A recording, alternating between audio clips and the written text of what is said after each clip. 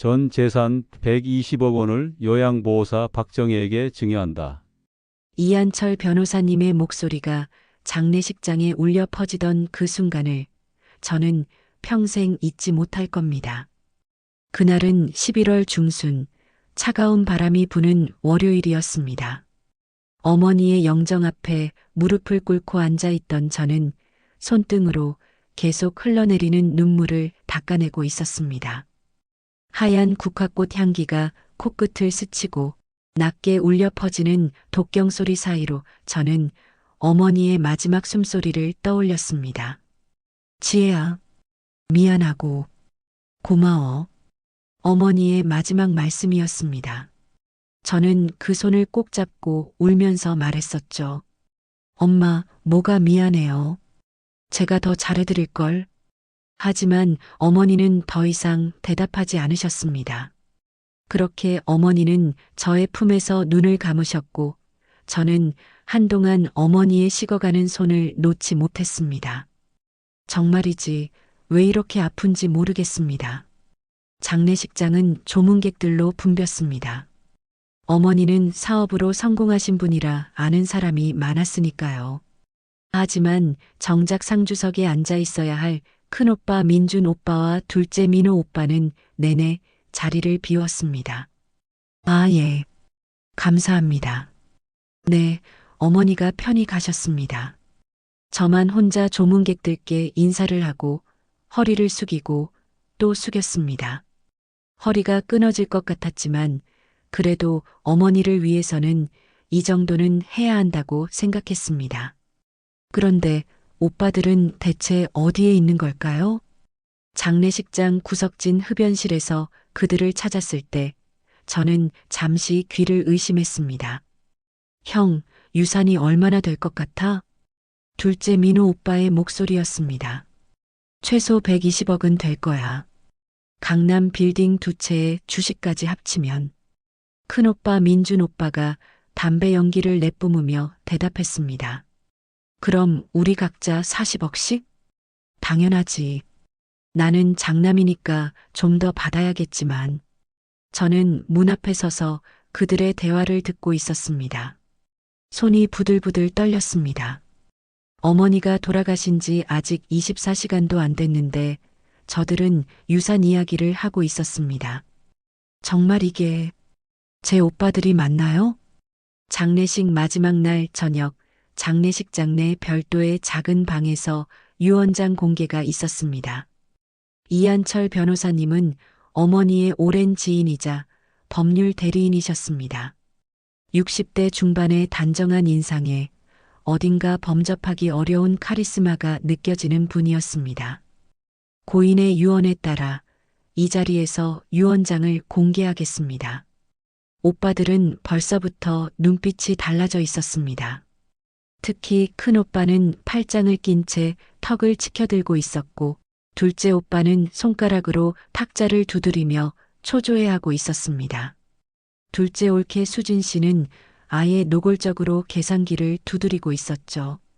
저는 그 광경이 너무 부끄러웠습니다. 차라리 저 자리에 없었으면 좋겠다는 생각마저 들었습니다. 유언장의 주요 내용을 말씀드리겠습니다. 고 송옥분 여사의 전 재산, 현금 42억, 부동산 68억, 주식 및 기타 자산 10억, 총 120억 원을. 변호사님이 잠시 말을 멈추고 우리를 둘러봤습니다. 그 짧은 정적이 너무나도 길게 느껴졌습니다. 요양보호사 박정혜 씨에게 전액 증여합니다. 순간 방 안의 공기가 얼어붙었습니다. 뭐라고요? 큰오빠가 벌떡 일어났습니다. 얼굴이 새빨갛게 달아올라 있었습니다. 이게 무슨 소리입니까? 요양보호사한테 전부 다요? 둘째 오빠도 자리에서 일어나며 소리쳤습니다. 말도 안 돼. 엄마가 정신이 온전하지 않으셨던 거 아닙니까? 수진 언니는 아예 히스테리를 부렸습니다. 이건 사기예요, 사기. 그 여자가 엄마를 꼬드긴 거라고요. 저는 그저 멍하니 앉아 있었습니다.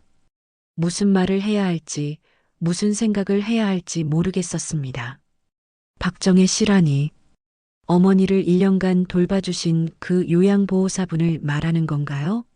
유언장은 법적으로 완벽하게 작성되었으며 고인은 작성 당시 정신적으로나 신체적으로나 온전한 상태였습니다. 2명의 증인도 있습니다. 변호사님은 차분하게 설명하셨지만 오빠들은 들으려 하지 않았습니다. 변호사님, 이거 고소할 수 있죠? 당연히 무효소송 걸어야죠? 큰오빠가 다급하게 물었습니다. 법적으로 문제가 없는 유언장입니다만 물론 소송을 제기하실 수는 있습니다. 그럼 당장 준비합시다. 내일 당장. 둘째 오빠가 주먹으로 탁자를 내리쳤습니다. 그 순간 모든 시선이 저에게로 쏠렸습니다. 지혜야, 너도 찬성하지? 큰오빠가 저를 쏘아봤습니다. 너, 설마 엄마 곁에 맨날 붙어 있더니 그 요양보호사랑 짜고 한 거 아니지? 둘째 오빠의 말에 저는 숨이 막혔습니다. 오빠 나는 됐어. 어차피 넌 우리 편이겠지. 안 그러면 너도 한 푼도 못 받는 거 알지? 큰오빠가 차갑게 말했습니다. 저는 아무 말도 할 수 없었습니다. 그저 어머니의 영정 사진을 떠올렸습니다. 마지막 순간 제 손을 꼭 잡으시던 그 따뜻한 손을. 엄마, 도대체 왜 이러신 거예요? 마음속으로 울부짖었지만 아무도 들어주지 않았습니다. 장례식장을 나서는 길, 저는 주차장 구석에서 한 분을 만났습니다. 박정혜 씨였습니다. 48세쯤 돼 보이는 소박하고 정갈한 인상의 여성이었습니다. 그분은 멀찍이 서서 장례식장을 바라보고 있었습니다. 지혜 씨, 정혜 씨가 조심스럽게 저를 불렀습니다. 어머님께서 정말 좋은 분이셨어요. 마지막까지 지혜 씨 걱정만 하셨어요. 저는 그분을 보며 물었습니다. 정혜 씨, 정말 어머니가 전 재산을 언니한테 주신 거예요? 네. 왜요? 어머니가 왜 그러신 걸까요? 정혜 씨는 잠시 망설이다가 제 눈을 똑바로 보며 말했습니다. 어머님은 자식들에게 마지막으로 가르치고 싶은 게 있으셨던 것 같아요. 가르친다고요? 지혜 씨, 조금만 기다려 보세요. 곧 다 알게 될 거예요. 저는 그 말의 의미를 이해할 수 없었습니다. 하지만 묘하게도 정혜 씨의 눈빛에서는 거짓이 느껴지지 않았습니다. 집으로 돌아오는 길, 저는 차 안에서 혼자 중얼거렸습니다. 엄마, 저한테는 말해주셨어야죠. 왜 아무 말씀도 없으셨어요? 하지만 이제 어머니는 없습니다. 질문할 수도 대답을 들을 수도 없습니다. 차창 밖으로 어두운 밤거리가 스쳐 지나갔습니다. 저는 핸드백 속에 넣어둔 어머니의 손때 묻은 수첩을 꺼내 만져보았습니다. 장례 준비하면서 우연히 어머니 방에서 찾은 것이었습니다. 아직 열어보지는 못했습니다. 무서웠습니다. 그 안에 무엇이 쓰여 있을까요? 그리고 이 모든 혼란의 끝에는 대체 무엇이 기다리고 있는 걸까요? 장례식이 끝난 지 일주일이 지났습니다. 오빠들은 즉시 변호사를 선임했고 박정혜 씨를 상대로 유언무효 소송을 제기했습니다. 그리고 그 과정에서 저도 모르게 의심의 대상이 되어버렸습니다. 지혜야, 너 정말 아무것도 모르는 거 맞지? 큰오빠의 전화였습니다. 목소리에 날이 서 있었습니다. 오빠, 나도 정말 몰랐어. 어머니가 그런 결정을 하실 줄은. 근데 넌 맨날 엄마 곁에 붙어 있었잖아. 1년 내내. 정말 눈치도 못 챘어? 저는 할 말이 없었습니다. 사실이니까요. 저는 거의 매주 어머니를 찾아뵈었습니다. 특히 어머니가 편찮으신 마지막 1년은 거의 매일같이 병원과 집을 오갔습니다. 하지만 어머니는 유언 이야기는 단 한 번도 꺼내지 않으셨습니다. 오빠, 어머니가 나한테는 한마디도. 그래, 그럼 그 요양보호사는? 걔랑은 친했어? 정혜 씨요? 아니, 그냥 어머니 간병하시는 분이니까 가끔 인사만. 가끔? 지혜야, 너 지금 거짓말하는 거 아니지? 큰오빠의 목소리가 차갑게 식었습니다. 저는 가슴이 철렁 내려앉았습니다. 오빠, 진짜야. 나는 정말. 됐어. 어차피 소송에서 다 밝혀질 거야. 내가 연루됐든 안 됐든. 뚝 전화가 끊겼습니다. 저는 소파에 주저앉아 한참을 그렇게 있었습니다. 손이 떨렸습니다. 어머니가 돌아가시고 나서 처음으로 저는 제가 완전히 혼자라는 것을 실감했습니다. 오빠들은 이제 저를 가족이 아니라 의심해야 할 대상으로 보고 있었습니다. 며칠 후 둘째 오빠 집에서 가족회의가 있었습니다. 저도 참석하라는 연락을 받았습니다. 아니, 정확히는 출석 명령에 가까웠죠. 둘째 오빠 집 거실에 들어서자 냉기가 확 느껴졌습니다. 큰 오빠는 소파에 팔짱을 낀 채 앉아 있었고 둘째 오빠는 서서 저를 맞았습니다. 그리고 수진 언니는 아예 눈을 마주치지도 않았습니다. 앉아. 큰 오빠의 짧은 명령. 저는 그들 맞은편에 조심스럽게 앉았습니다. 지혜야, 우리 솔직하게 이야기 좀 하자. 둘째 오빠가 입을 열었습니다. 평소와 달리 말투가 딱딱했습니다. 넌 엄마가 왜 그 요양보호사한테 전 재산을 준 것 같아? 모르겠어, 오빠. 나도 정말 모른다고? 1년 내내 엄마 옆에 붙어 있었는데 수진 언니가 비아냥거렸습니다. 어쩌면 지혜가 그 여자랑 짜고 엄마를 꼬드긴 거 아니야? 언니. 저는 화들짝 놀라 소리쳤습니다. 나는 그런 거 절대 안 했어. 어머니가 무슨 결정을 하셨는지도 몰랐다고. 그래. 그럼 증명해봐. 큰오빠가 차갑게 말했습니다. 내가 정말 결백하다는 걸 증명해. 그 요양보호사랑 연락한 적 없다는 거. 통화 기록이나 문자 기록 다 보여줘. 저는 입술을 깨물었습니다. 정혜 씨와 연락한 적은 몇 번 있었습니다. 어머니 병세에 대해 물어보거나 약 처방에 대해 상의하거나 간병하는 사람과 가족이 연락하는 건 당연한 거 아닌가요? 하지만 지금 이 순간 그 어떤 설명도 오빠들에게는 변명으로 들릴 것 같았습니다. 연락은 몇 번 했어.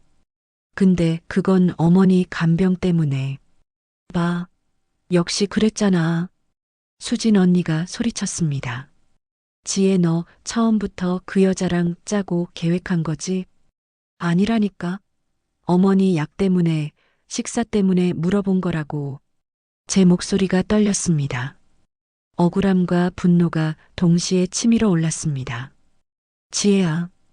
큰오빠가 천천히 입을 열었습니다. 지금 우리 손가에 120억이 달린 문제야. 120억? 넌 그게 얼마나 큰 돈인지 알아? 알아. 그럼 내가 할 일도 알겠지. 우리 편에 서야 해. 소송에서 우리 편에 서서 그 요양보호사가 엄마를 조종했다고 증언해야 해. 저는 눈을 크게 떴습니다. 오빠, 그건 거짓말이잖아. 거짓말? 지혜야, 넌 순진하구나. 둘째 오빠가 냉소를 지었습니다. 세상은 내가 생각하는 것처럼 단순하지 않아. 120억이 걸린 싸움에서 진실이고 뭐고 없어. 이기는 사람이 진실을 만드는 거야. 그리고 내가 우리 편에 안 서면. 큰오빠가 의미심장하게 말을 끊었습니다. 넌 한 푼도 못 받을 뿐만 아니라 공범으로 고소당할 수도 있어. 이해했어? 저는 그 순간 깨달았습니다. 오빠들에게 저는 이미 가족이 아니었습니다. 그저 이용할 수 있는 도구이거나 제거해야 할 장애물일 뿐이었습니다. 집으로 돌아오는 길, 저는 차 안에서 펑펑 울었습니다. 핸들을 잡은 손이 부들부들 떨렸습니다. 이게 가족인가? 이게 내 오빠들인가? 어린 시절 큰오빠는 제가 넘어지면 업어주던 사람이었습니다.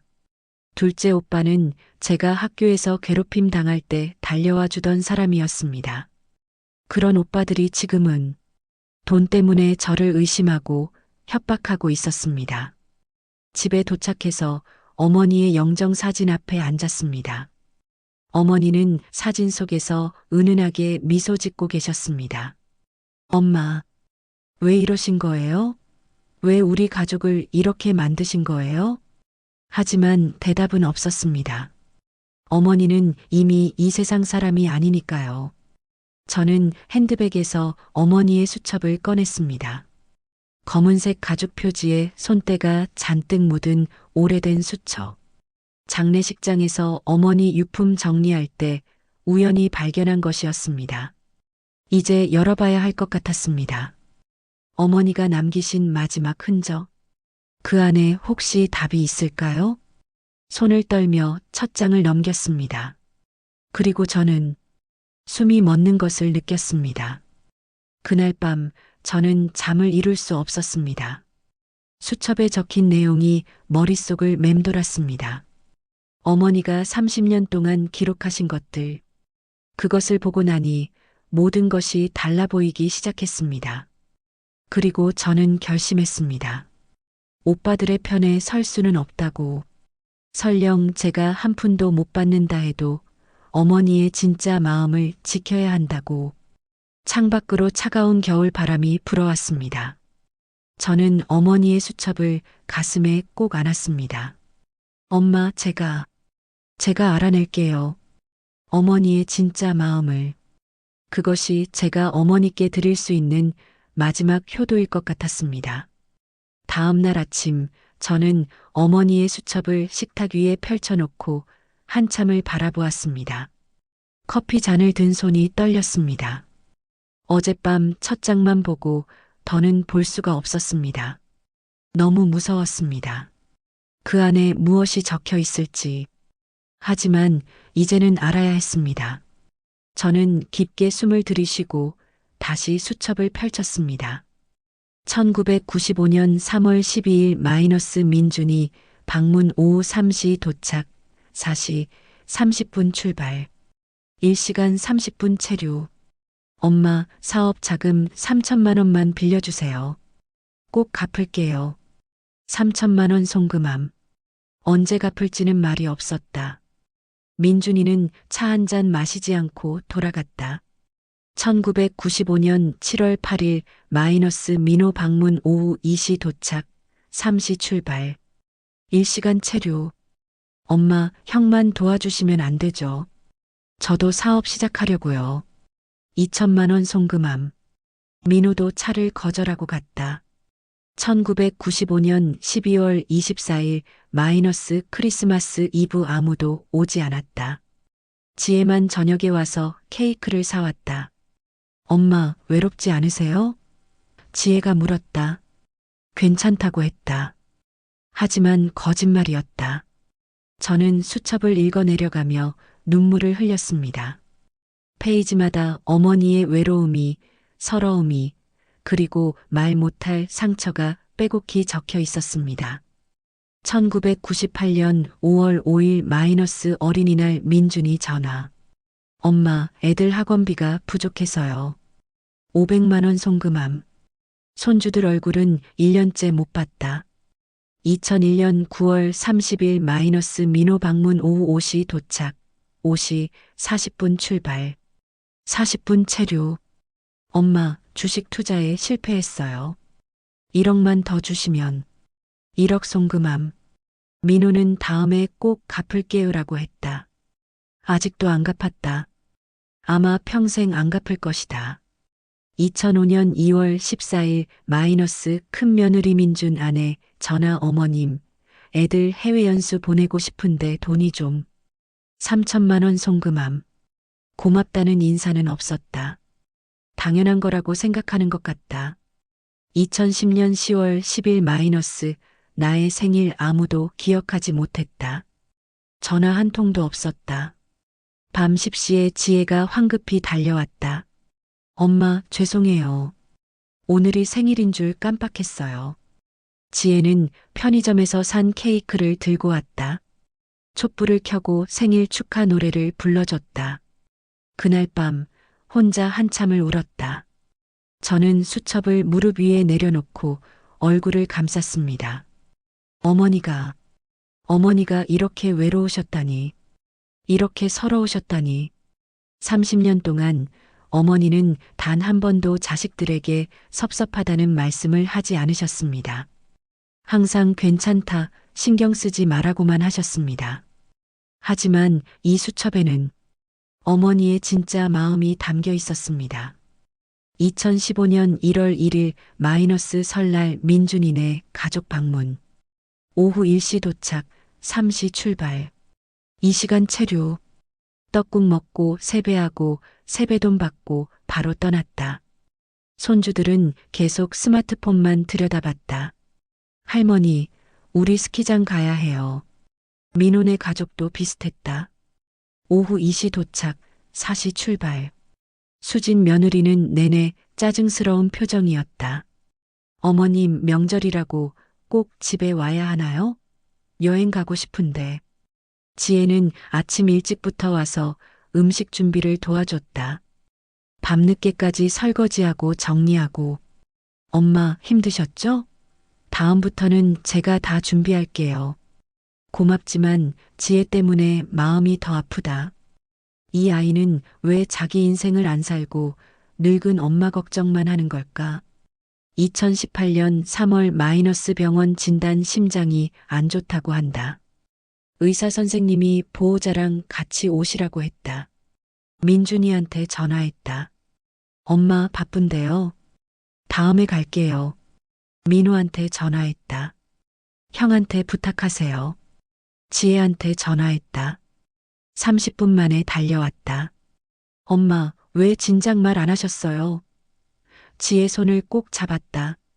이 아이만은 진짜 내 딸 같다. 2020년 9월 마이너스 코로나 시기 모두가 집에만 있는 시기. 아무도 오지 않았다. 민준 엄마, 코로나라서 못 가요. 어르신들 조심해야죠. 민호 요즘 사회적 거리두기라서요. 지혜는 매주 왔다. 마스크를 2개씩 쓰고 손 소독하고.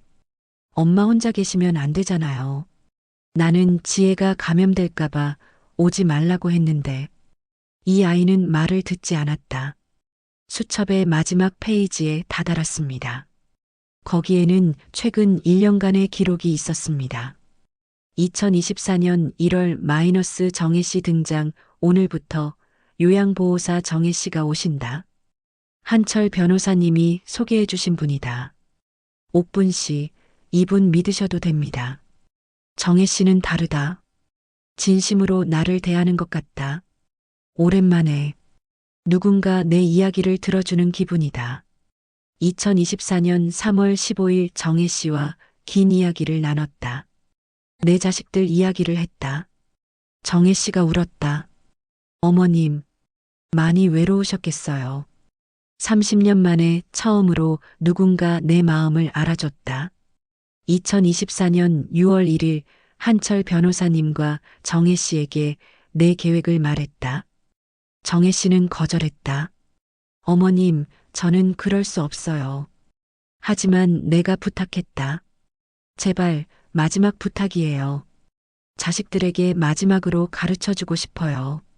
돈이 아니라 사람을 보는 법을. 정혜 씨가 결국 수락했다. 고맙다. 정혜 씨. 그리고 미안하다.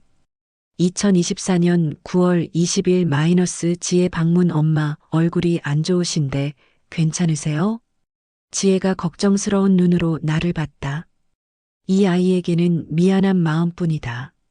곧 큰 혼란이 올 것이다. 하지만 지혜만은 끝까지 믿는다. 이 아이만은 진실을 알아줄 거라고.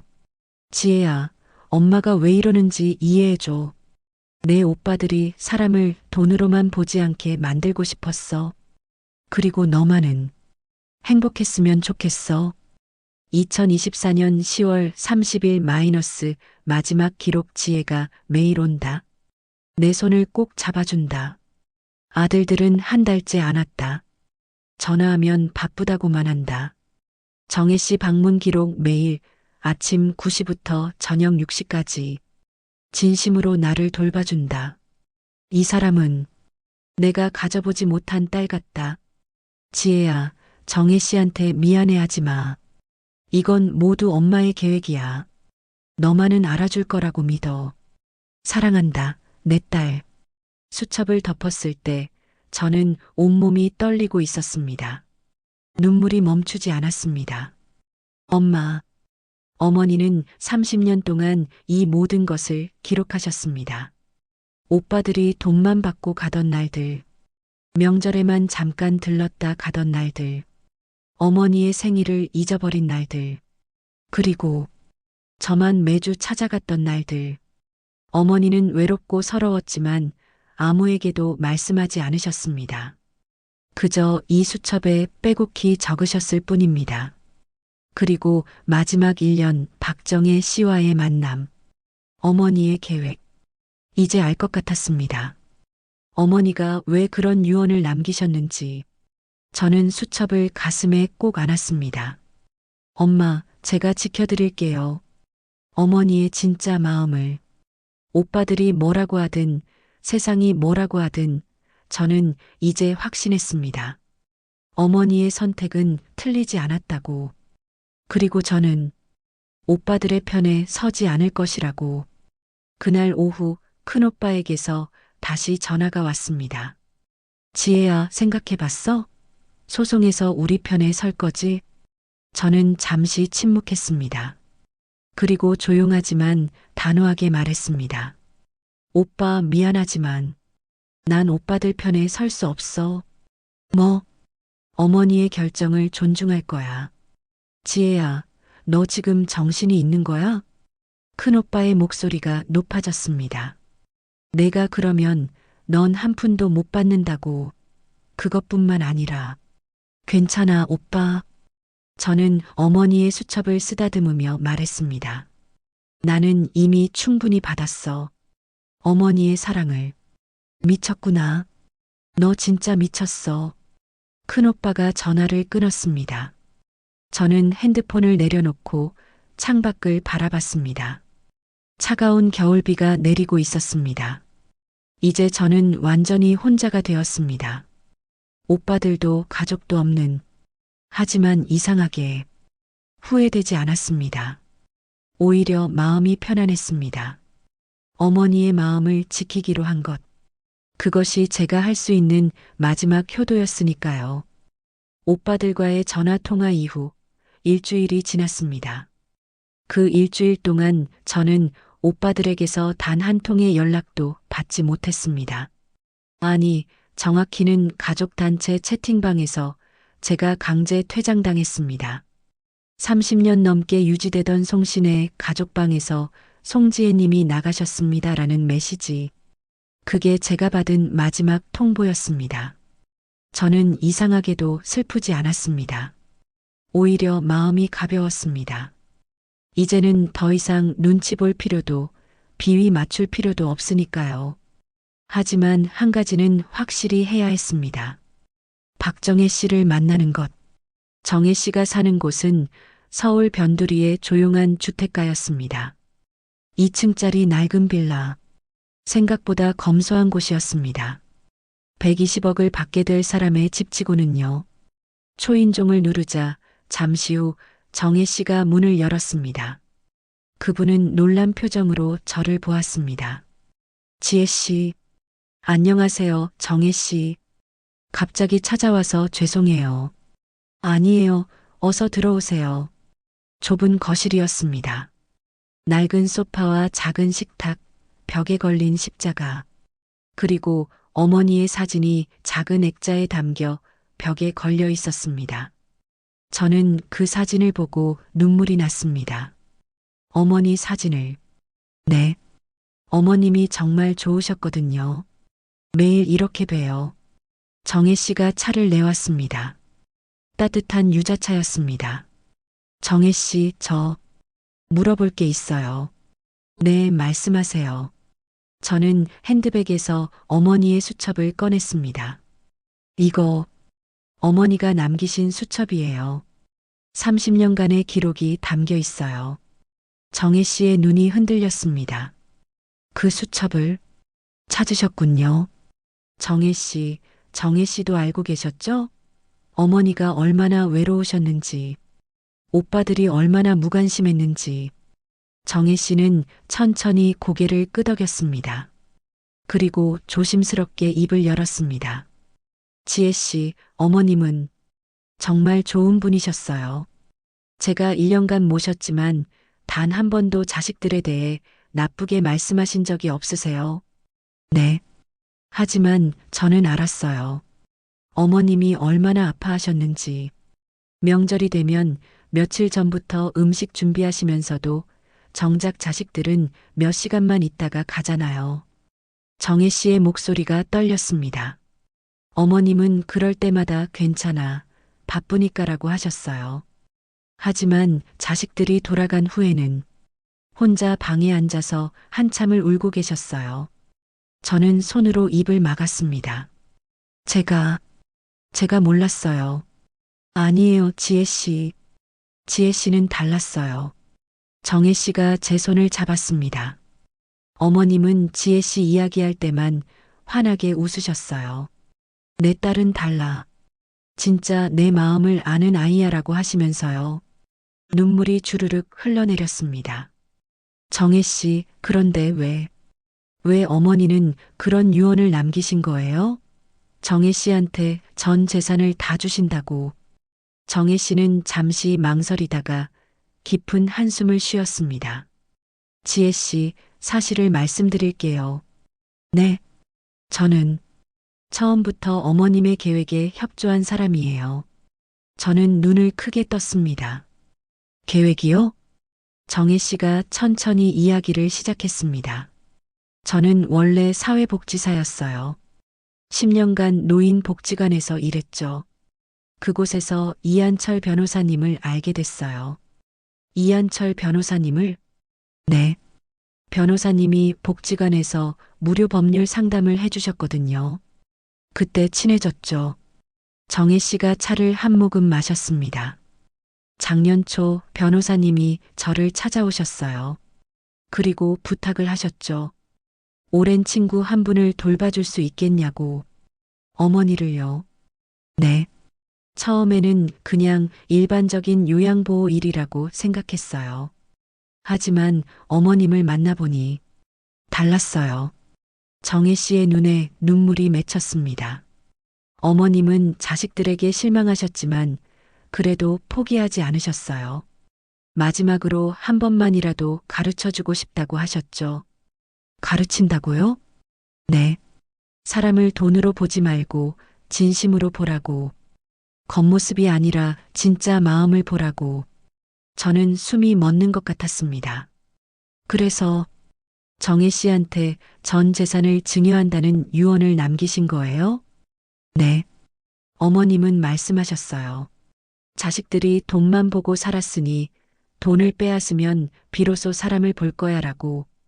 하지만 저는 혼란스러웠습니다. 그럼 정혜 씨는 정말 120억을 받으시는 건가요? 정혜 씨가 고개를 저었습니다. 아니에요. 저는 한 푼도 안 받아요. 네. 이건 어머님의 교육이에요. 자식들에게 마지막으로 깨달음을 주시려는. 소송이 진행되면 어느 순간 진실이 드러날 거예요. 진실이요? 정혜 씨가 조심스럽게 말했습니다. 어머님은 10년 동안 모든 걸 기록하셨어요. 자식들의 전화 통화, 만남, 대화 내용까지. 그리고 그것을 이한철 변호사님께 맡기셨죠. 저는 온몸이 얼어붙는 것을 느꼈습니다. 설마 녹음을? 네.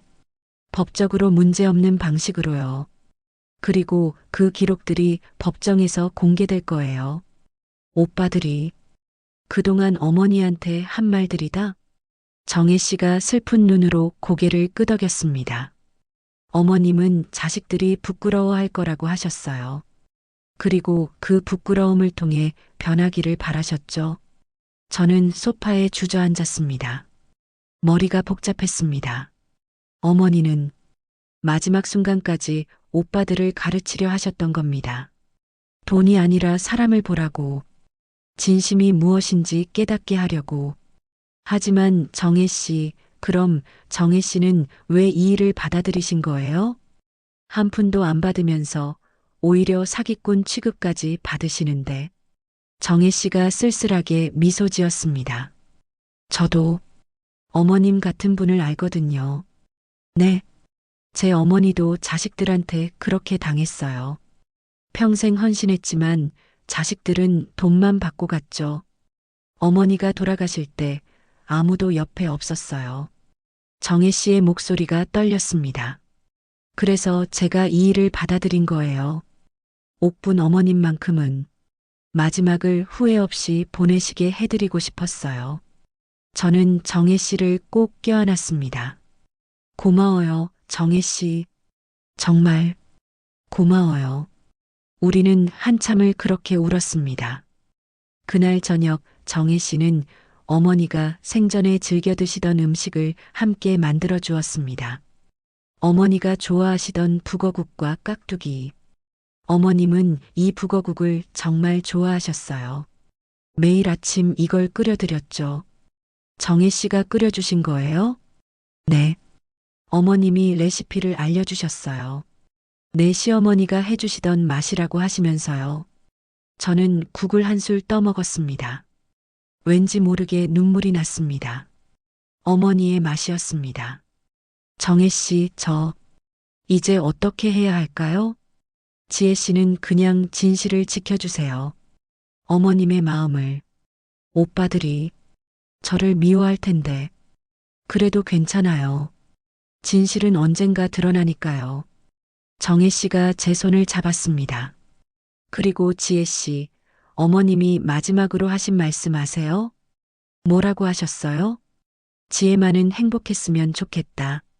이제 지혜 인생 살았으면 좋겠다. 그렇게 말씀하셨어요. 저는 다시 눈물을 흘렸습니다.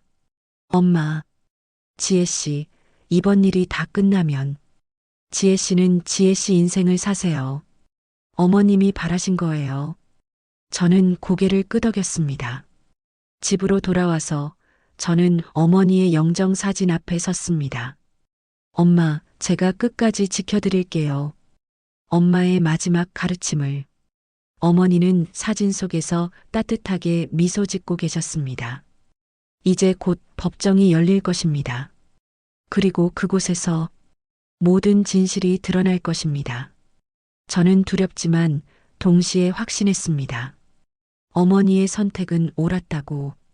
2월의 차가운 아침, 서울 가정법원 306호 법정. 저는 방청석 구석에 조용히 앉아 있었습니다. 오빠들은 원고석에, 박정혜 씨는 피고석에 앉아 있었습니다. 그리고 이한철 변호사님은 피고 측 변호인석에서 서류를 정리하고 계셨습니다. 법정은 사람들로 가득했습니다. 120억 재산 다툼 소송이라는 소문이 퍼져 언론까지 몰려왔습니다. 카메라 셔터 소리가 시끄러웠습니다. 저는 손을 꽉 쥐었습니다. 떨렸습니다.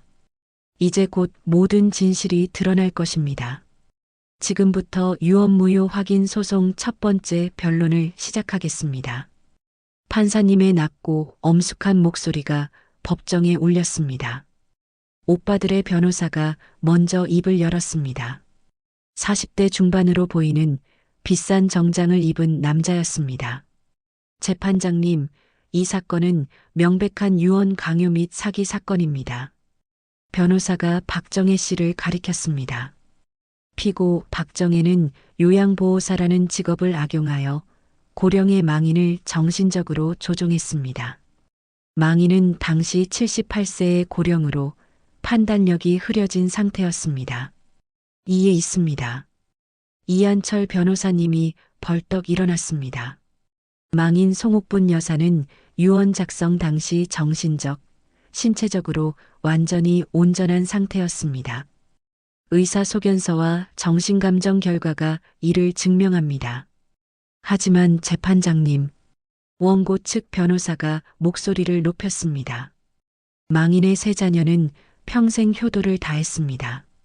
특히 장남 송민준 씨는 장남으로서의 책임을 다해왔으며 차남 송민호 씨 역시 마찬가지입니다. 그런데 겨우 1년 돌본 요양보호사에게 전 재산을 준다는 것은 상식적으로 이해할 수 없습니다. 저는 방청석에서 입술을 깨물었습니다. 평생 효도를 다했다고요? 1년에 몇 번, 그것도 돈 받으러 온 것이 효도인가요? 재판장님, 이한철 변호사님이 차분하게 말씀하셨습니다. 지금부터 제가 제시할 증거들을 보시면 누가 진짜 망인을 위했는지 명확히 아실 겁니다.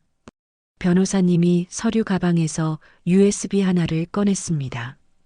이것은 망인 송옥분 여사가 지난 10년간 직접 녹음한 자녀들과의 대화 내용입니다.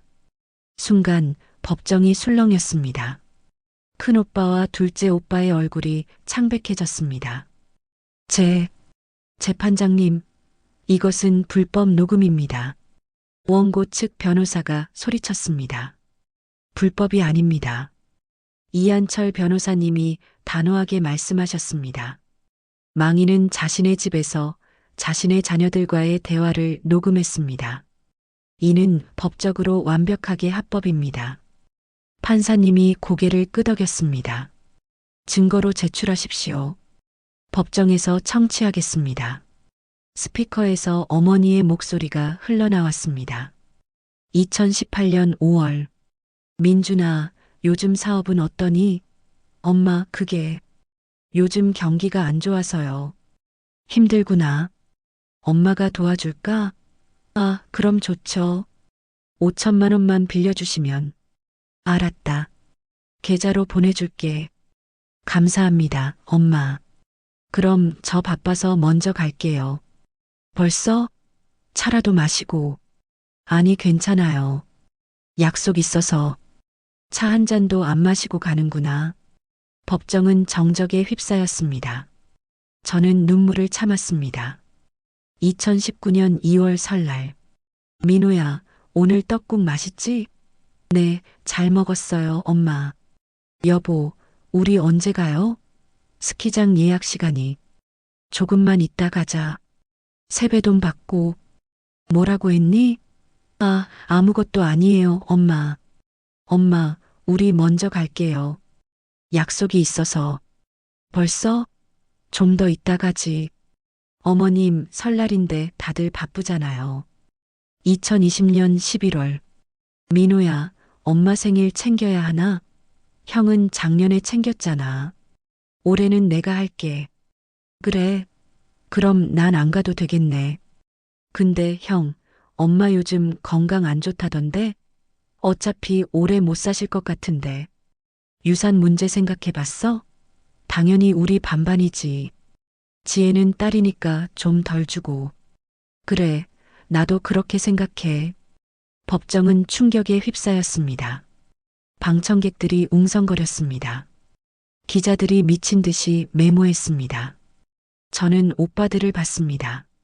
큰 오빠는 얼굴이 새빨갛게 달아올라 있었고 둘째 오빠는 고개를 떨구고 있었습니다. 재판장님, 이것은 악의적으로 편집된.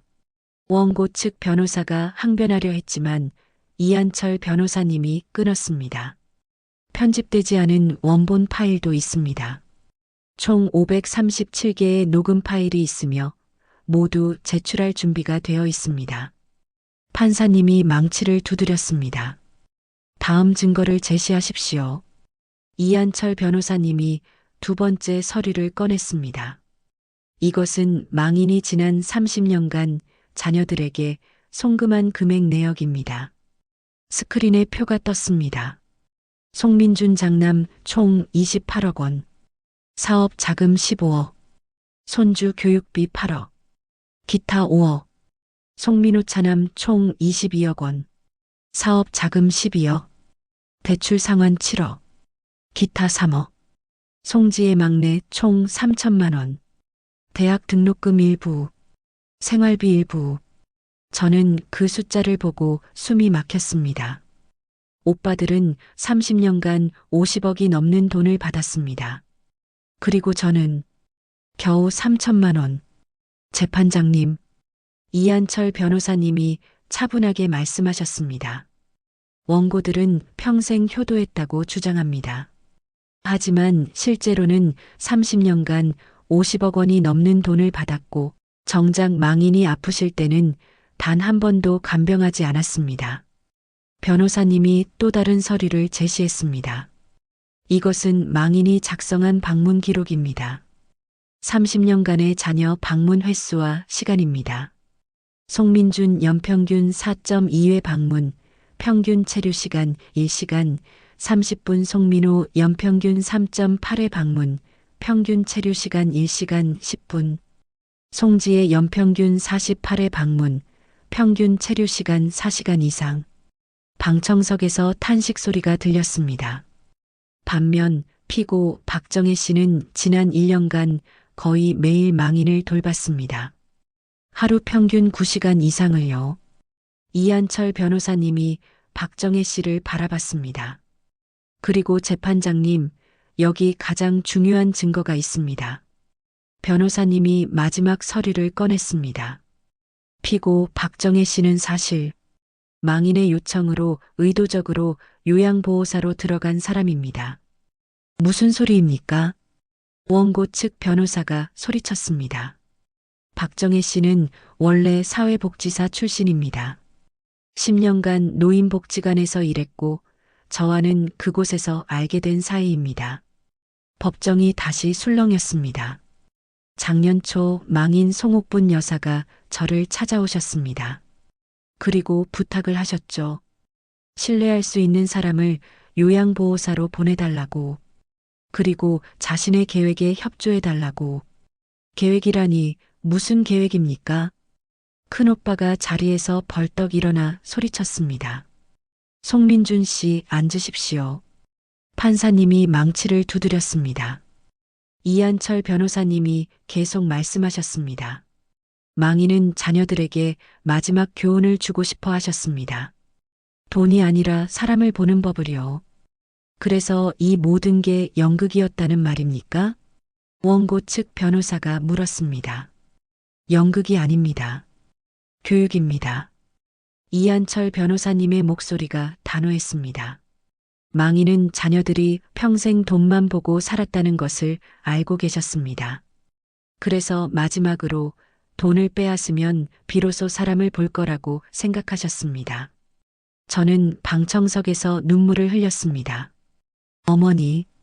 어머니는 마지막까지 오빠들을 가르치려 하셨던 겁니다. 그리고 재판장님, 이한철 변호사님이 마지막 말을 덧붙였습니다. 박정혜 씨는 이 재산을 한 푼도 받지 않을 것입니다. 이것은 망인과의 약속입니다. 그럼 재산은 어디로 가는 겁니까? 판사님이 물었습니다. 그것은 다음 변론에서 밝혀질 것입니다. 망인이 남긴 진짜 유언장이 아직 하나 더 있습니다. 법정이 다시 한번 술렁였습니다. 첫 번째 변론이 끝났습니다. 저는 휘청거리며 법정을 나왔습니다. 모든 것이 충격이었습니다. 어머니는 10년 동안 모든 것을 기록하셨습니다. 오빠들의 무관심을, 돈만 받고 가는 모습을, 어머니를 생각하지 않는 대화들을, 그리고 마지막 1년 박정혜 씨와 함께 계획을 세우셨습니다. 복도에서 오빠들과 마주쳤습니다. 그들은 저를 보자 얼굴을 돌렸습니다. 창피해서였을까요? 아니면 화가 나서였을까요? 저는 그들에게 말하고 싶었습니다. 오빠들, 이제라도 깨달았으면 좋겠어요. 어머니가 뭘 원하셨는지. 하지만 말이 나오지 않았습니다. 그들은 그저 빠른 걸음으로 법원을 빠져나갔습니다. 저는 하늘을 올려다봤습니다. 엄마, 이게 엄마가 원하신 거죠? 차가운 2월의 바람이 뺨을 스쳤습니다.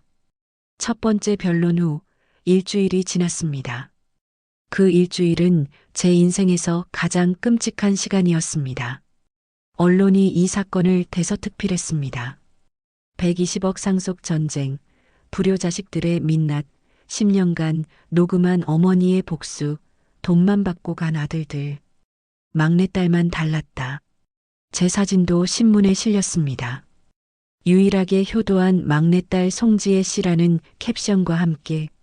그리고 그것이 제게는 재앙의 시작이었습니다. 두 번째 변론 전날 밤 제 집 초인종이 요란하게 울렸습니다. 문을 열자 큰오빠와 둘째 오빠가 서 있었습니다.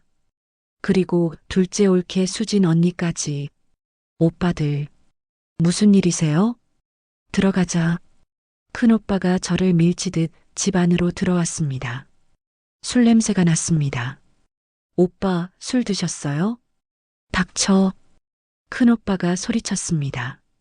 저는 깜짝 놀라 뒤로 물러섰습니다. 지혜야, 우리 이제 제대로 이야기 좀 하자. 둘째 오빠가 소파에 털썩 앉으며 말했습니다. 너, 처음부터 다 계획한 거지? 뭐라고요? 엄마랑 짜고, 우리를 망신시키려고. 그래서 언론에 우리 이야기를 흘린 거지? 저는 고개를 세차게 저었습니다. 아니에요. 나는 그런 거 절대. 거짓말. 수진 언니가 소리쳤습니다. 넌 1년 내내 엄마 곁에 붙어 있었잖아. 엄마가 뭘 계획하는지 몰랐을 리 없어. 정말 몰랐어요. 어머니가 아무 말씀도 안 하셨다고요.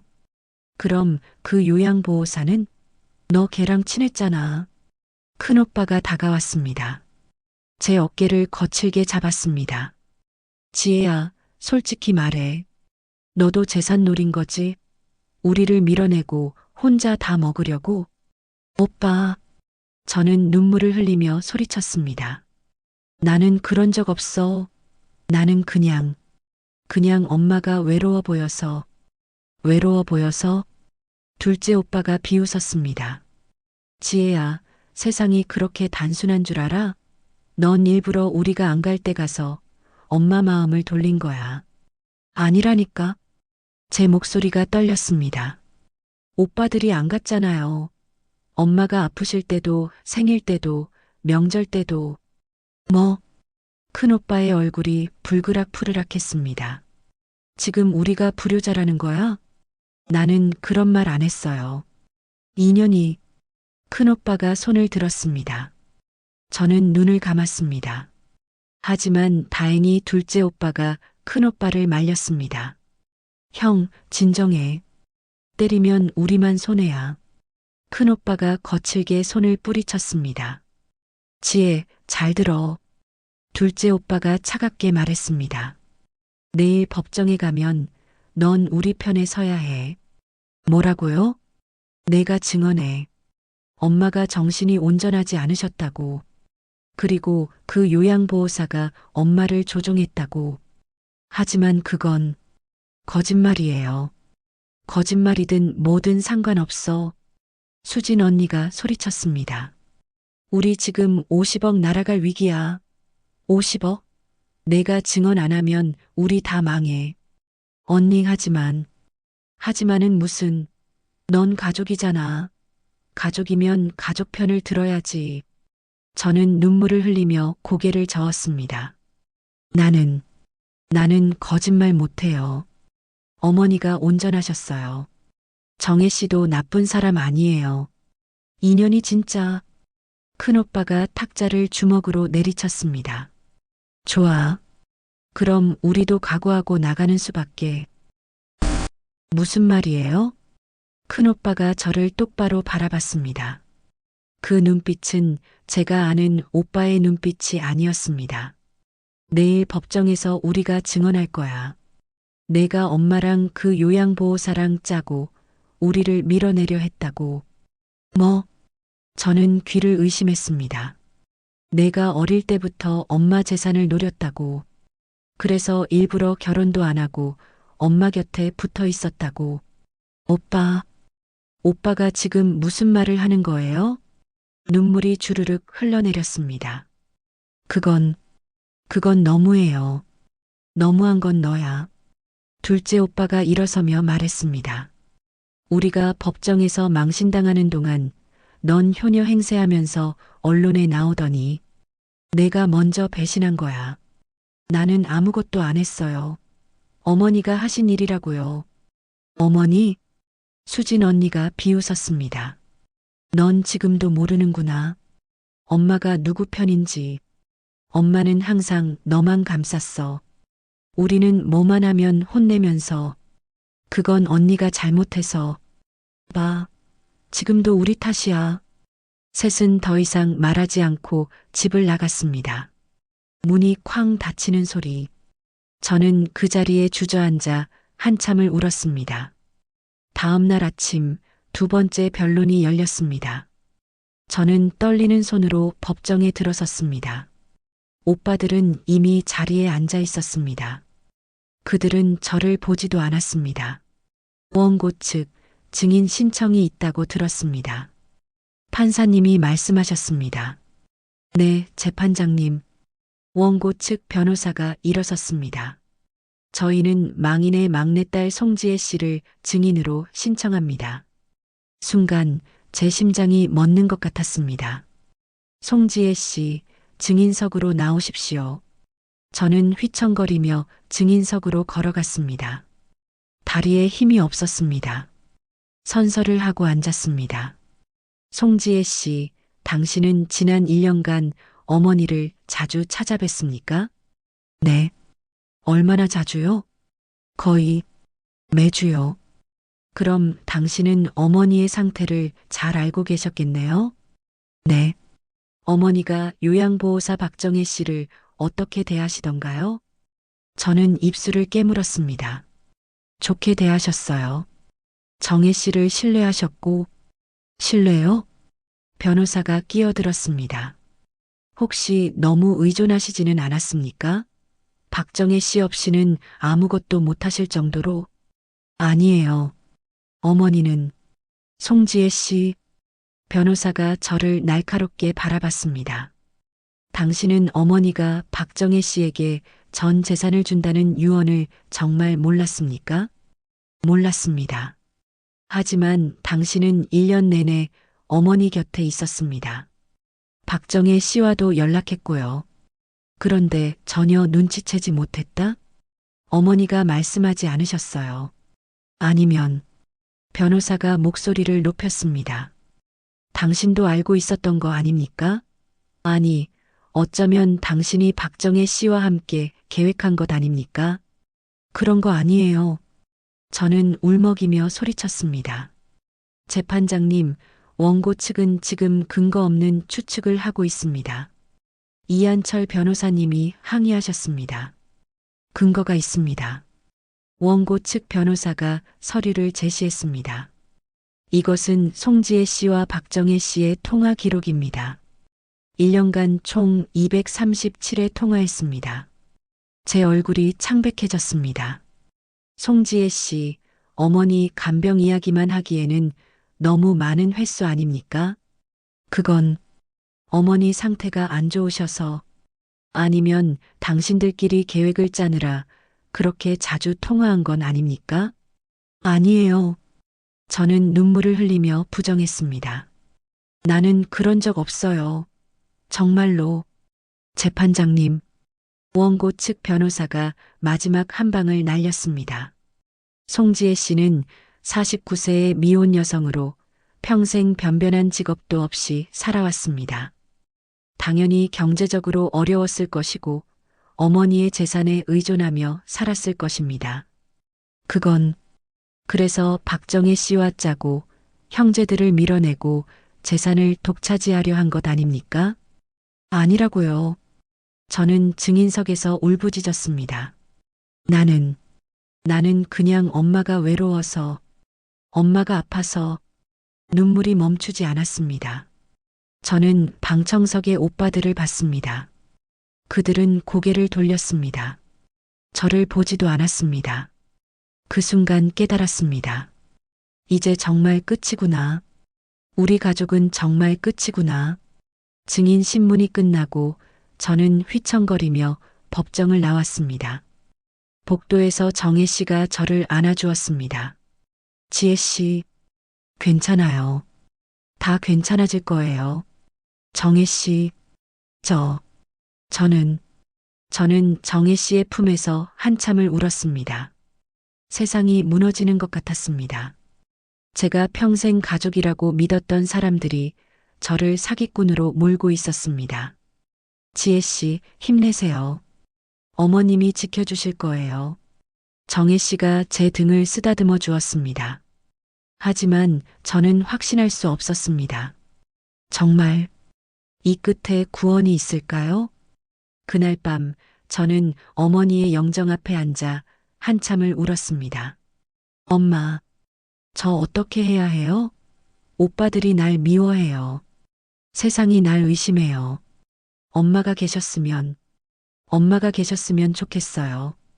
영정 사진 속 어머니는 여전히 미소 짓고 계셨습니다. 하지만 이제 그 미소가 무엇을 의미하는지 알 수 없었습니다. 창밖으로 차가운 빗소리가 들렸습니다. 저는 무릎을 안고 한참을 그렇게 앉아 있었습니다. 완전히 혼자가 된 기분이었습니다. 일주일 후 세 번째 변론. 저는 더 이상 잠을 잘 수 없었습니다. 밤마다 악몽을 꾸었습니다. 오빠들이 저를 사기꾼이라고 외치는 꿈. 법정에서 모두가 저를 손가락질하는 꿈. 거울을 보니 얼굴이 말이 아니었습니다. 눈밑은 시커멓게 그늘이 져 있고 뺨은 푹 꺼져 있었습니다. 하지만 오늘은 가야 했습니다. 이한철 변호사님이 전화로 말씀하셨습니다. 지혜 씨, 오늘이 마지막입니다. 어머님의 진짜 뜻이 밝혀질 날입니다. 꼭 오세요. 진짜 뜻이라니. 도대체 무슨 의미일까요? 법정은 지난번보다 더 많은 사람들로 붐볐습니다. 언론도 방청객도 모두가 이 사건의 결말을 보려고 몰려온 것입니다. 저는 떨리는 다리로 방청석에 앉았습니다. 오빠들은 여전히 저를 보지 않았습니다. 세 번째 변론을 시작하겠습니다. 판사님의 목소리. 피고 측 최종 증거를 제시하십시오. 이한철 변호사님이 천천히 일어나셨습니다. 그리고 봉투 하나를 꺼내셨습니다. 재판장님, 이것은 망인 송옥분 여사가 생전에 제게 맡기신 봉인된 유언장입니다. 봉인된 유언장이라니 무슨 말입니까? 원고 측 변호사가 벌떡 일어났습니다. 이미 유언장은 공개되었습니다. 그것은 첫 번째 유언장입니다. 이한철 변호사님이 차분하게 말씀하셨습니다. 망인은 두 개의 유언장을 남기셨습니다. 하나는 자녀들에게 보여주기 위한 것, 그리고 하나는 진짜 뜻을 담은 것. 법정이 술렁였습니다. 변호사님, 그것을 지금 공개하시겠습니까? 판사님이 물으셨습니다. 그 전에 재판장님, 망인이 남기신 영상 편지가 있습니다. 먼저 이것을 보시면 모든 것이 명확해질 것입니다. 변호사님이 노트북을 꺼내셨습니다. 스크린에 영상이 떴습니다. 그리고 화면에 어머니가 나타났습니다. 저는 숨이 멎는 것 같았습니다. 화면 속 어머니는 제가 마지막으로 본 모습 그대로였습니다. 마른 얼굴에 창백한 피부. 하지만 눈빛은 또렷했습니다. 여보세요. 내 자식들아. 어머니의 목소리가 법정에 울려 퍼졌습니다. 이 영상을 보고 있다는 건 내가 이미 세상을 떠났다는 뜻이겠지. 그리고 너희가 소송을 제기했다는 뜻이기도 하고. 어머니가 쓸쓸하게 미소 지으셨습니다. 민준아, 민호야. 엄마가 너희를 얼마나 사랑하는지 아니? 오빠들이 고개를 떨구었습니다. 나는 평생 너희에게 최고의 것을 주려고 애썼어. 최고의 교육, 최고의 기회. 너희가 원하는 건 뭐든지 주려고 했지. 하지만 어머니의 목소리가 떨렸습니다. 너희는 언제부터인가 엄마를 사람이 아니라 돈으로 보기 시작했구나. 30년 동안 50억이 넘는 돈을 줬어. 한 번도 갚으라고 하지 않았지. 하지만 너희는 한 번도 고맙다는 말을 하지 않았어. 화면 속 어머니가 눈물을 닦으셨습니다. 내 생일을 잊고 명절에는 몇 시간만 들렀다 가고 내가 아플 때는 바쁘다고만 했지. 그래도 나는 너희가 언젠가는 깨닫기를 바랐어. 돈보다 중요한 게 있다는 걸. 가족의 진심이 얼마나 소중한지. 어머니가 카메라를 똑바로 보셨습니다. 그래서 엄마가 마지막으로 너희에게 숙제를 내는 거야. 박정혜 씨에게 전 재산을 준다는 유언장. 그건 너희를 시험하기 위한 거였어. 돈을 빼앗으면 너희가 비로소 사람을 볼 거라고 생각했어. 돈이 아니라 진심을, 겉모습이 아니라 진짜 마음을. 오빠들의 어깨가 떨렸습니다. 하지만 어머니가 깊은 한숨을 쉬셨습니다. 너희는 끝까지 못 보는구나. 이 영상을 보고 있다는 건 너희가 소송까지 제기했다는 뜻이니까. 민준아, 민호야. 엄마는 실망했어. 너희가 조금이라도 반성하고 정혜 씨를 이해하려 했다면 이 소송은 없었을 거야. 어머니가 눈물을 흘리셨습니다. 그래도 엄마는 너희를 사랑해. 내 자식이니까. 끝까지 너희가 깨닫기를 바라는 마음에서 이 교육을 한 거야. 정혜 씨는 아무것도 받지 않아. 처음부터 그렇게 약속했어. 정혜 씨는 나를 진심으로 돌봐준 착한 사람이야. 그리고 어머니가 카메라 방향을 조금 바꾸셨습니다. 마치 저를 보시는 것처럼. 지혜야. 저는 눈물이 주르륵 흘러내렸습니다. 내 딸. 평생 엄마 걱정만 한 내 딸. 넌 다른 애들과 달랐어. 돈 때문이 아니라 진짜 엄마가 좋아서 온 유일한 아이였어. 매주 찾아와서 엄마 손 잡아주고 이야기 들어주고 엄마가 아플 때 옆에 있어준 건 너뿐이었어. 지혜야, 미안해. 그리고 고마워. 어머니의 목소리가 떨렸습니다. 넌 자기 인생을 살아야 하는데 늙은 엄마 때문에 결혼도 포기하고 엄마가 너무 미안하고 너무 고마워. 그래서 엄마가 마지막으로 내게 선물을 하나 주고 싶어. 어머니가 봉투를 꺼내셨습니다. 이 안에 진짜 유언장이 있어. 엄마의 전 재산은 지혜, 내게 갈 거야. 저는 숨이 멎었습니다. 너만이 받을 자격이 있어. 내 오빠들은 이미 충분히 받았어. 30년간 50억을. 하지만 넌 단 한 번도 엄마에게 손 벌린 적이 없었지. 그래서 이제는 내가 받아야 해. 지혜야, 이 돈으로 행복해졌으면 좋겠어. 내가 하고 싶었던 일하고, 내가 가고 싶었던 곳 가고, 내 인생을 살아. 그게 엄마의 마지막 소원이야. 어머니가 카메라를 향해 손을 흔드셨습니다. 민준아, 민호야. 너희도 이제라도 깨달았으면 좋겠어.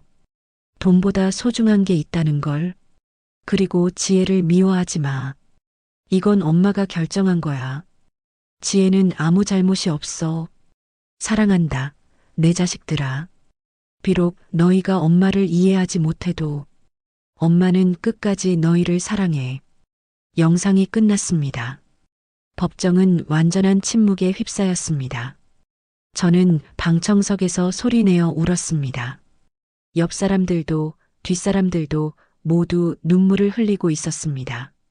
오빠들은, 큰오빠는 얼굴을 손으로 가리고 있었고 둘째 오빠는 고개를 푹 숙이고 있었습니다. 이제 진짜 유언장을 공개하겠습니다. 이한철 변호사님이 봉인을 뜯으셨습니다. 망인 송옥분 여사의 전 재산 120억 원은. 변호사님이 잠시 멈추셨습니다. 막내딸 송지혜에게 전액 상속한다. 법정이 다시 술렁였습니다. 단 송지혜는 이 재산의 10%를 장남 송민준과 차남 송민호의 빚 청산에 사용할 수 있으며 나머지는 본인의 행복을 위해 자유롭게 사용한다. 장남과 차남은 어머니로부터 이미 30년간 총 50억 원을 증여받았으므로 추가 상속 없음. 이상입니다. 판사님이 망치를 두드렸습니다. 재판부는 피고 박정혜 씨에 대한 모든 혐의를 기각하며 송지혜 씨에 대한 상속을 인정합니다.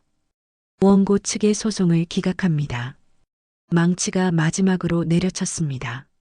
소송은 끝났습니다. 법정을 나서는 길 저는 휘청거렸습니다. 정혜 씨가 저를 부축해 주었습니다. 지혜 씨, 괜찮아요? 정혜 씨, 이게 꿈인가요? 아니에요. 현실이에요. 어머님의 마지막 선물이에요. 복도에서 오빠들과 마주쳤습니다. 그들은 저를 보더니 고개를 숙였습니다. 지혜야. 큰오빠가 떨리는 목소리로 말했습니다. 미안하다. 우리가 너무 심했다. 둘째 오빠도 고개를 숙였습니다. 저는 그들을 보며 눈물을 흘렸습니다. 오빠들. 하지만 더 이상 할 말이 없었습니다.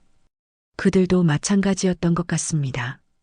우리는 그렇게 서로를 바라보다가 각자의 길로 갔습니다. 밖으로 나오니 3월의 따뜻한 햇살이 내리쬐고 있었습니다. 저는 하늘을 올려다봤습니다.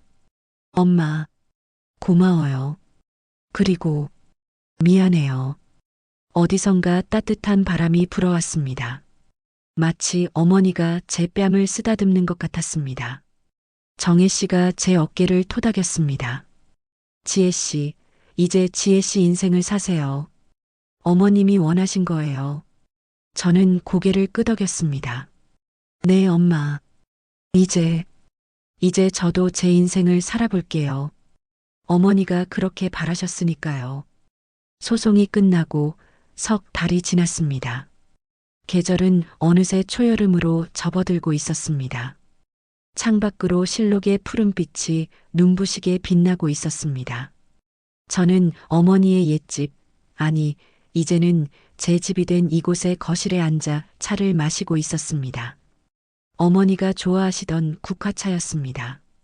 지난 석 달은 정말 혼란스러운 시간이었습니다. 소송이 끝난 직후 언론이 난리였습니다.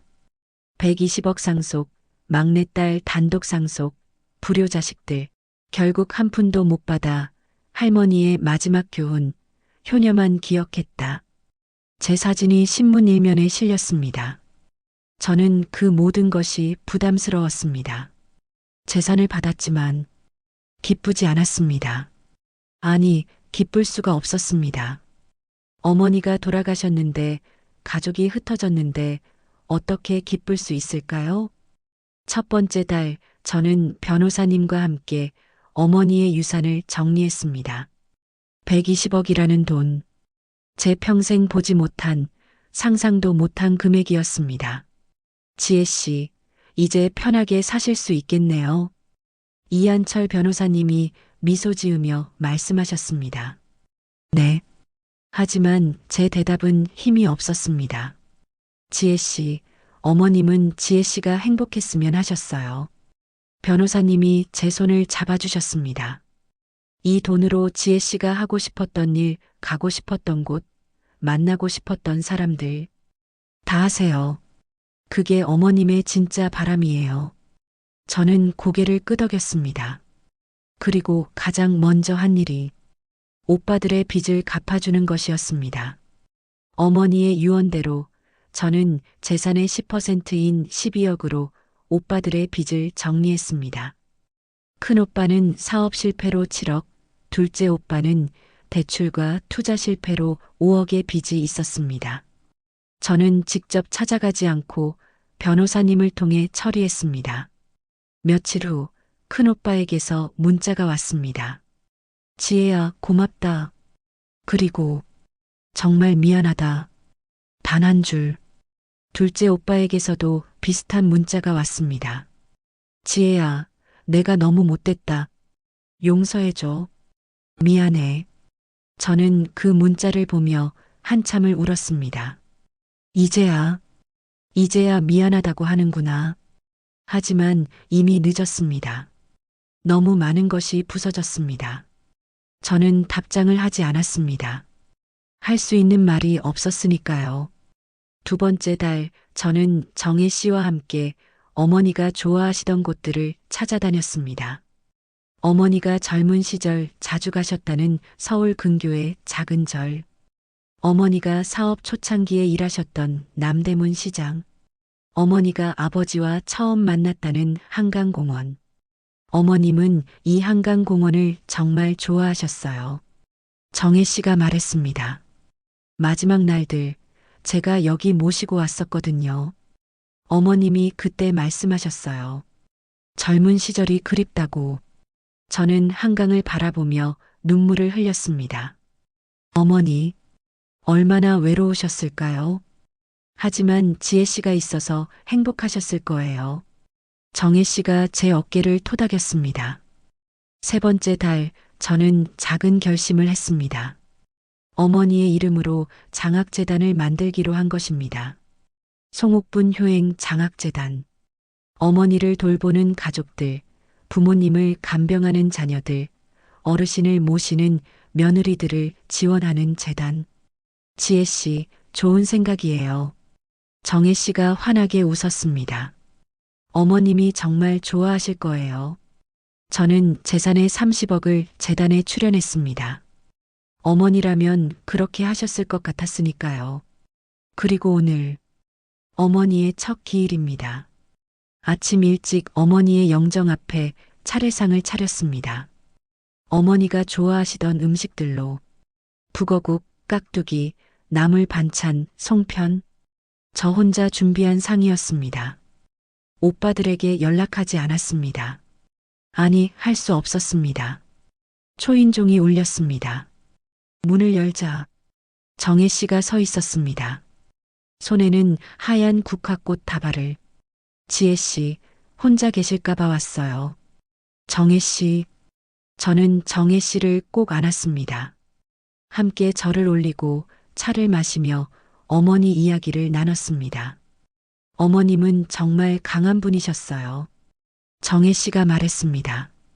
마지막까지 자식들을 가르치려 하셨으니까요.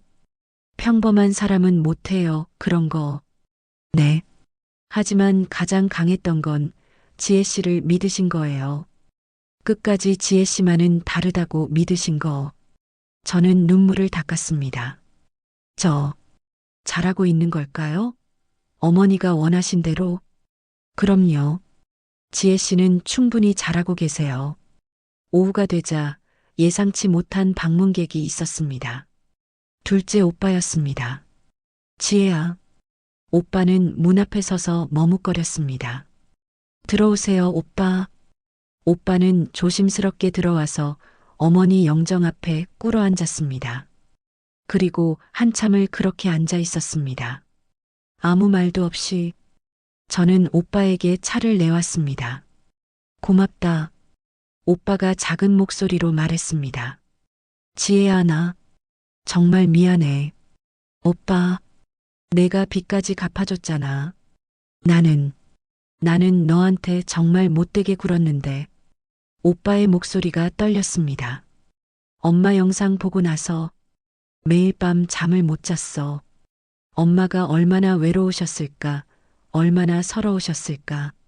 오빠도 힘드셨겠어요. 힘들긴. 내가 자초한 일인데. 오빠가 쓸쓸하게 웃었습니다.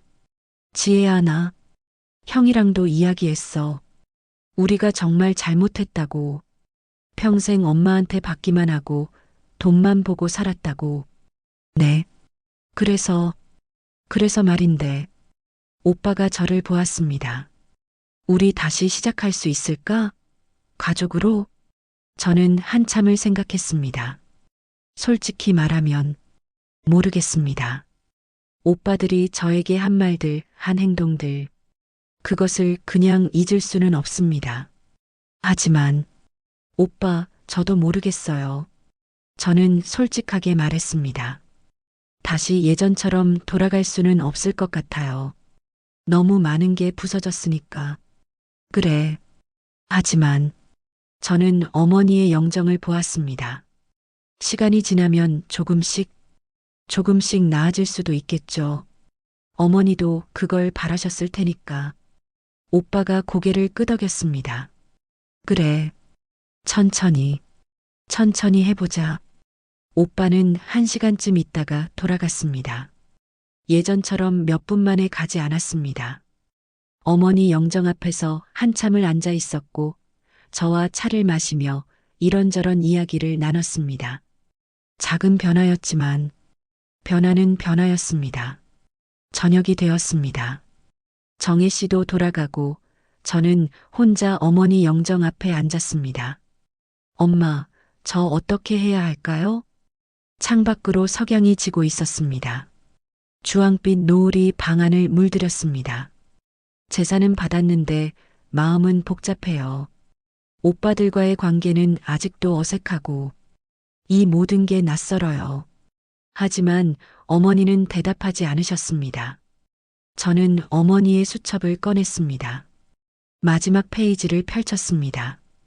그곳에는 어머니의 마지막 글씨가 있었습니다. 지혜야, 이 글을 읽고 있다면 엄마는 이미 없겠구나. 미안해. 그리고 고마워.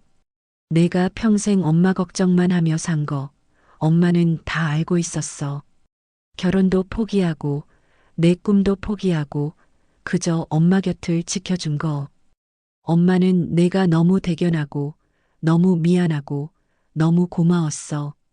하지만 이제는 내 인생을 살았으면 좋겠어. 엄마가 남긴 재산으로 내가 하고 싶었던 모든 걸 해. 여행도 가고, 공부도 하고, 사랑도 하고. 49살이 늦은 나이라고? 아니야. 이제 시작이야. 엄마는 하늘에서 널 응원할게. 사랑한다, 내 딸. 넌 이미 충분히 효녀야. 이제 내가 받을 차례다. 마이너스 엄마가. 저는 수첩을 덮고 한참을 울었습니다. 창밖으로 별이 하나둘 떠오르기 시작했습니다. 엄마, 저 열심히 살게요. 엄마가 바라신 대로. 저는 어머니가 남긴 버킷리스트를 꺼냈습니다. 몇 년 전 어머니가 농담처럼 적어두신 것이었습니다. 마이너스 제주도 한 달 살기 마이너스 유럽 여행 마이너스 도자기 배우기 마이너스 좋은 사람 만나기 마이너스 행복하기. 엄마, 저 이거 다 해볼게요. 엄마가 못하신 것들 제가 대신 해볼게요. 어머니의 영정 사진이 따뜻하게 미소 짓고 있었습니다. 한 달 후 저는 제주도행 비행기에 올랐습니다. 한 달 살기를 시작하는 것입니다. 49년 인생에서 처음으로 저만을 위한 시간을. 비행기 창밖으로 서울이 멀어져 갔습니다. 핸드백 속에는 어머니의 수첩과 정혜 씨가 준 작은 편지가 들어 있었습니다. 지혜 씨, 행복하세요. 어머님도 원하시는 거예요. 저는 창밖을 보며 미소 지었습니다. 그래요, 엄마. 이제 저도 행복해져 볼게요. 늦었지만 이제라도 엄마가 그렇게 바라셨으니까요. 구름 사이로 햇살이 쏟아져 내렸습니다. 따뜻했습니다. 마치 어머니의 품처럼. 1년 후 송옥분 효행 장학재단 1주년 기념식이 열렸습니다. 저는 단상에 서서 말했습니다. 이 재단은 제 어머니의 이름을 걸고 있지만 사실은 모든 어머니들을 위한 것입니다. 가족을 위해 헌신하시는 모든 분들, 부모님을 돌보는 모든 자녀들, 사랑하는 사람을 간병하는 모든 분들을 응원합니다. 청중석에서 박수가 터져 나왔습니다. 저는 객석을 둘러봤습니다. 정혜 씨가 환하게 웃고 있었습니다. 그리고 뒤쪽에 큰오빠와 둘째 오빠가 서 있었습니다. 그들도 조용히 박수를 치고 있었습니다. 저는 그들과 눈이 마주쳤습니다. 오빠들이 작게 고개를 숙였습니다. 저도 작게 고개를 끄덕였습니다. 우리의 관계는 예전으로 돌아가지 못했습니다. 아마 평생 그럴 수 없을지도 모릅니다. 하지만 조금씩, 아주 조금씩 나아지고 있었습니다. 그것만으로도 충분했습니다. 행사가 끝나고 저는 혼자 어머니 산소를 찾았습니다. 엄마, 잘 보셨어요? 어머니의 비석 앞에 국화꽃을 놓았습니다. 저 요즘 행복해요. 제주도에서 한 달 살면서 도자기도 배우고 친구들도 만들고 그리고 엄마, 저 누군가 만났어요. 저는 수줍게 웃었습니다. 제주도에서 만난 분인데 정말 좋은 분이에요. 천천히 조심스럽게 알아가고 있어요. 49살에 이런 설렘을 느낄 줄 몰랐어요. 바람이 불어왔습니다. 따뜻한 봄바람이었습니다. 엄마 고마워요. 저한테 새로운 시작을 주셔서. 그리고 오빠들도 조금씩 변하고 있어요. 아직 어색하지만 명절 때 같이 모여서 밥도 먹고 언젠가는, 정말 언젠가는 우리가 다시 가족이 될 수 있을까요? 대답은 없었습니다. 하지만 괜찮았습니다. 어머니는 하늘에서 미소 짓고 계실 테니까요. 저는 가방에서 어머니의 수첩을 꺼냈습니다. 마지막 페이지에 새로운 글을 적었습니다. 엄마 사랑해요. 엄마가 바라신 대로 저 행복하게 살고 있어요. 늦었지만 이제라도 시작했어요. 그리고 엄마 약속할게요.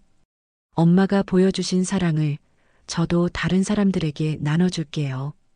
그게 엄마께 드리는 제 마지막 효도예요. 사랑합니다, 엄마. 마이너스 지혜가 수첩을 덮고 일어섰습니다. 하늘을 올려다보니 따뜻한 햇살이 쏟아지고 있었습니다. 저는 미소 지으며 발걸음을 돌렸습니다. 이제 새로운 인생이 기다리고 있었으니까요. 어머니가 마지막으로 선물해 주신 제 인생이